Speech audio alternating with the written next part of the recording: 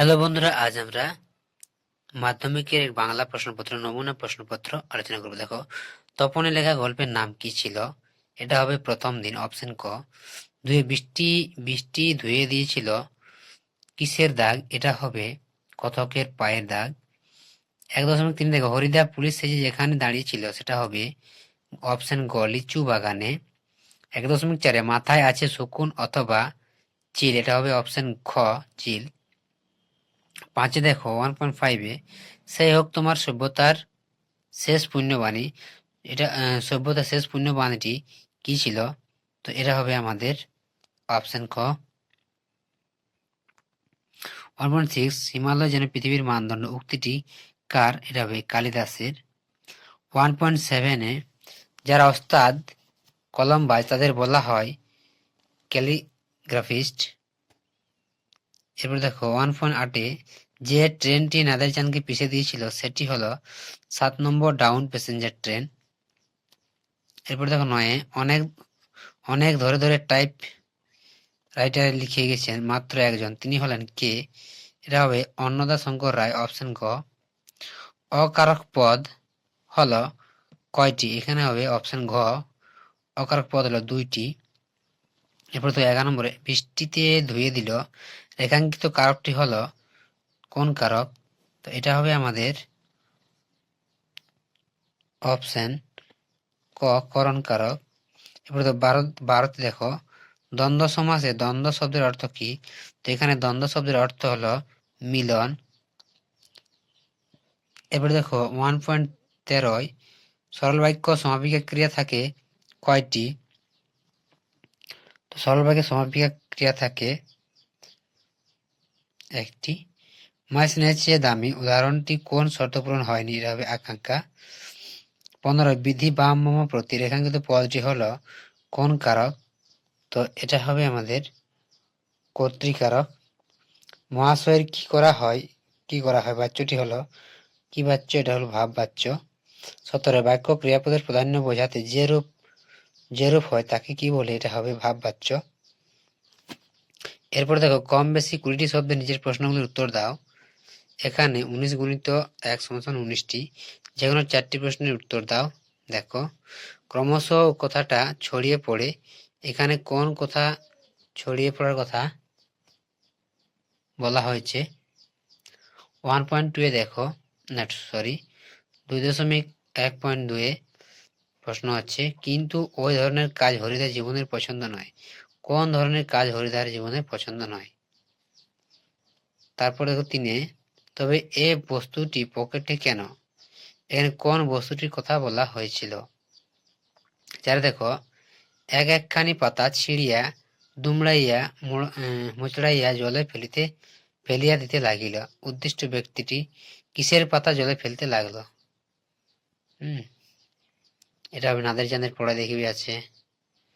আচ্ছা, এরপর দেখো, বলতে গেলে ছোট ছেলে দুটো সবই একই রকম, তফাৎ শুধু এই যে, তফাৎটি কি? তারপর দেখো দেওয়া আছে, যে কোনো 4টি প্রশ্নের উত্তর দাও। 4 গুণ 1 সমান 4। উদ্ভ্রান্ত সেই আদিম যুগে কি ঘটেছিল?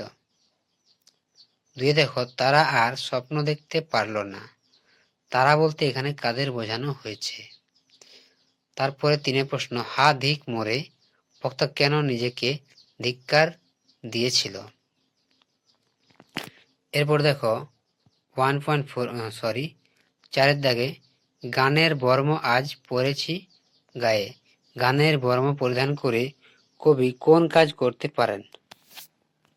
কবি হাত নাড়িয়ে কি তাড়ান? তারপর দেখো 2.3 যে কোনো 3টি প্রশ্নের উত্তর দাও। 3 গুণ 1 সমান 3। কলাম তাদের কাছে অস্পৃশ্য কেন? 2 বাংলায় একটা কথা চালু ছিল, সেই কথাটি কি? বাংলায় একটা কথা চালু ছিল, কথাটি কি? 3 দেখো, রাজশেখর বসুর মতে পরিভাষার উদ্দেশ্য কি? তা আলোচনা করো। এরপর 2.4 দেখে অভিধা কি? এরপর দেখো 2.4 যে কোনো 8টি প্রশ্নের উত্তর দাও। 8 গুণিত 1 সমান 8। তির্যক বিভক্তি কাকে বলা হয়? 2 বুধবার থেকে পরীক্ষা শুরু হবে। রেখাঙ্কিত পদটির কারক বিভক্তি নির্ণয় করো। কোন কারকে আছে তা লিখতে হবে। 3 রূপক কর্মধারয় সমাস কাকে বলা হয়? তারপরে দেখো 4 কোন সমাসে উভয় পদ প্রাধান্য পায়? 5 উপমান ও উপমিত কর্মধারয়ের দুটি পার্থক্য লেখো। 6 নির্দেশক বাক্যের একটি উদাহরণ দাও। 7 যৌগিক বাক্যের একটি বৈশিষ্ট্য লেখো। 8 একটি ইতিবাচক বাক্যের উদাহরণ দাও। 9 5 দিন নদীকে দেখি নাই বাক্যটিকে ভাববাচ্যে রূপান্তর করো। 10 প্রশ্ন সে তখন যেতে পারবে না হ্যাঁবাচক বাক্যে পরিবর্তন করো। এরপরে দেখো 3 প্রসঙ্গ নির্দেশ সহ কম বেশি 60টি শব্দে উত্তর দাও। 3.1 যে কোনো একটি প্রশ্নের উত্তর দাও। 3.1 হরিদার জীবনে সত্যি একটা নাটকীয় বৈচিত্র্য আছে। হরিদার জীবনে নাটকীয় বৈচিত্র্য বলতে কি বোঝানো হয়েছে? হরিদার জীবনে নাটকীয় বৈচিত্র্যটা কি ছিল তা নিজের ভাষায় লেখো। এরপর 2 দেখো এতকাল নাদের চান গর্ব অনুভব করিয়াছে। কি নিয়ে নাদের চান গর্ব অনুভব করত?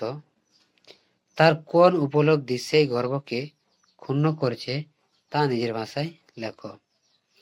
এরপর 3.2 যে কোনো একটি প্রশ্নের উত্তর দাও। 1 গুণ 3 সমান সমান 3। তারপর যুদ্ধ এলো। যুদ্ধ এমন ভাবে এসেছিল। যুদ্ধ আসার ফলে কি হয়েছিল তা লেখো।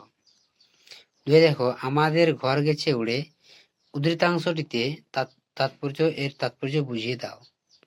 4 কম বেশি 150 শব্দে যে কোনো একটি প্রশ্নের উত্তর দাও। 4.1 জগদীশ বাবুর বাড়ি হরিদা বিরাগী সেজে যাওয়ার পর যে ঘটনা ঘটেছিল তা বর্ণনা করো। 2 ও আমাকে শিখিয়েছে খাঁটি জিনিস কাকে বলে। ওখানে ও বলতে কাকে বোঝানো হয়েছে উক্তিটির তাৎপর্য বিশ্লেষণ করো। 5 কম বেশি 150 শব্দে যে কোনো একটি প্রশ্নের উত্তর দাও। 5 যেখানে ছিল শহর সেখানে ছড়িয়ে রইল কাঠ কয়লা। অসুখী একজন কবিতায় অবলম্বনে শহরের এই পরিণতি কিভাবে হলো তা লেখো। 5.2 সাজিল ও রথীন্দ্র সভ বীর আবরণে কে কখন কেন সজ্জিত হয়েছিল তার সাজসজ্জার বর্ণনা আর কাদের প্রসঙ্গ এসেছে। এরপর দেখো কম বেশি 150 শব্দে যে কোনো একটি প্রশ্নের উত্তর দাও। এখানে 5 নম্বর 6.1 প্রশ্ন আমাদের আলংকারিগণ শব্দে ত্রিবিধ কথা বলেছে। শব্দের ত্রিবিধ কথা বলতে কি বোঝো উদাহরণ সহ লেখো। আশ্চর্য ছবি আজ অবলুপ্তির পথে। কোন জিনিস আজ অবলুপ্তির পথে? এই অবলুপ্তির কারণ কি? এ বিষয়ে লেখকের মতামত কি ছিল? 7 কম বেশি 150টি শব্দে যে কোনো একটি প্রশ্নের উত্তর দাও। দেখো মুন্সিজি এই পত্রে মর্ম সভাসদদের বুঝিয়ে দিন। কে কাকে পত্র লিখেছিলেন? এই পত্রে কি লেখা ছিল? 7.2 আমার এই অক্ষমতার জন্য তোমরা আমাকে ক্ষমা করো। কে কেন এই মন্তব্য করেছিল? যাকে উদ্দেশ্য করে এই কথা বলা হয়েছিল তার মধ্যে এই মন্তব্যের প্রতিক্রিয়া কি হয়েছিল? এরপরে দেখো 8 কম বেশি 150 প্রশ্নের উত্তর দাও। 150টি শব্দের উত্তর দাও। দেখো 8 চ্যাম্পিয়নরা জন্মায় ওদের তৈরি করা যায় না। কোন জীবনচিত্র উল্লেখ করো মন্তব্যটি বিচার করো। এগুলো কোনে থেকে দেওয়া হয়েছে দেখো। এখানে দুটি প্রশ্নের উত্তর করতে হবে। 5, 5, 10। এরপর দেখো কোনি উপন্যাস অবলম্বনে সাঁতার প্রশিক্ষণে কীর্তি সিংহের চরিত্রটি আলোচনা করো। 3 দেখো এটা বুকের মধ্যে পুষে রাখো। কি পুষে রাখার কথা বলা হয়েছে? কি কারণে এই পুষে রাখা? তারপর 9 দেখো চলিত বাংলা ভাষায় অনুবাদ করো। দেওয়া আছে একটা বাংলা ভাষায়, এটা বাংলায় লিখতে হবে। এরপর দেখো 10-এ দেওয়া আছে 150টি প্রশ্নে 150 শব্দে যে কোনো একটি প্রশ্নের উত্তর দাও। নিত্য প্রয়োজনীয় দ্রব্য মূল্য ঊর্ধ্বমুখী এ বিষয়ে দুই বন্ধুর মধ্যে কাল্পনিক সংলাপ বা তোমার বিদ্যালয়ে বিজ্ঞান প্রদর্শনী বিষয়ে একটি প্রতিবেদন রচনা করো। এরপর 11 দেখো কম বেশি 400টি শব্দে লেখো যে কোনো একটি বিষয় প্রবন্ধ রচনা। দেখো প্রথম বিজ্ঞান মনস্কতা ও কুসংস্কার একটি। 2-এ দেওয়া আছে ছাত্র জীবনে খেলাধুলা উপযোগিতা। 3-এ বিশ্ব উষ্ণায়ন। 4-এ তোমার জীবনের লক্ষ্য। এগুলো ছিল তোমাদের মাধ্যমিকের বাংলার একটি নমুনা প্রশ্নপত্র বা বাংলা সাজেশন। যদি ভিডিওটি ভালো লাগে তো অবশ্যই লাইক শেয়ার কমেন্ট করে জানাবে। চ্যানেলে নতুন হলে চ্যানেলটি অবশ্যই সাবস্ক্রাইব করে রাখবে।